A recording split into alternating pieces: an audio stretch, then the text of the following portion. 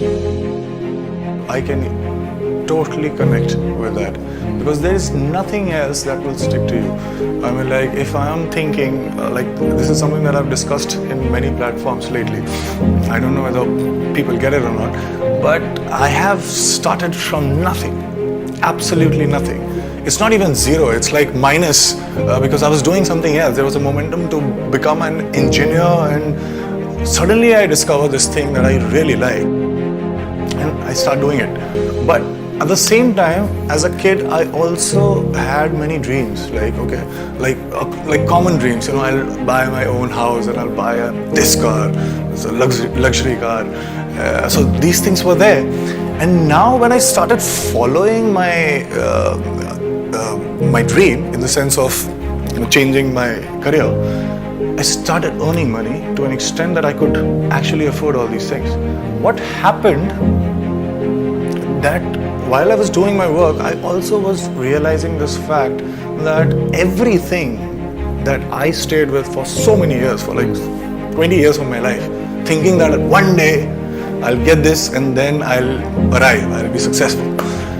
Those things just stayed with me for a few days, and I very quickly got used to owning those things, and there was no excitement left.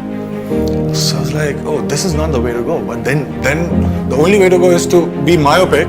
So another goal, but it doesn't give you anything. The entire process will bore you until unless you get something, and it will just hit you for like few days and then again. So it's like 95% of boredom and 5% of excitement. But if you do something every day that excites you, you will get all those things, you'll get the spikes in between, but at the same time you're enjoying the entire process. This is the hunger for learning that I understood with my experience of my life. And so it is not that difficult as it seems if we just concentrate on simple things, simple basic things, and we do it. Failures and why does something happen? There are two things. And I think I have a different take on both the things, and it's very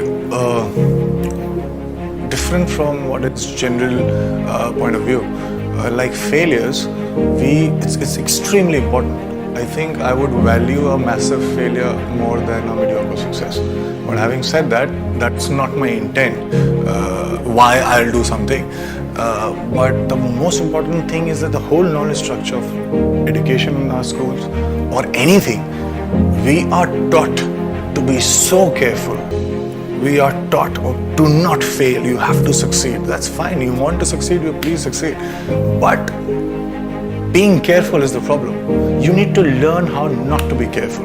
You need to try different things. Only then, once in like 100 times or 200 times, you'll hit on something that's completely fresh. And that's gonna change everything for everybody. So it's extremely important to fail, because without failure you cannot get something new or fresh. You will be a very good repetition of something else, if that makes you happy. And number two is that we make logical sense of everything only looking backwards. When I look back, I'm like, if I didn't drop out in the third year of my college, I wouldn't have gone there. So it makes sense looking backwards, but it doesn't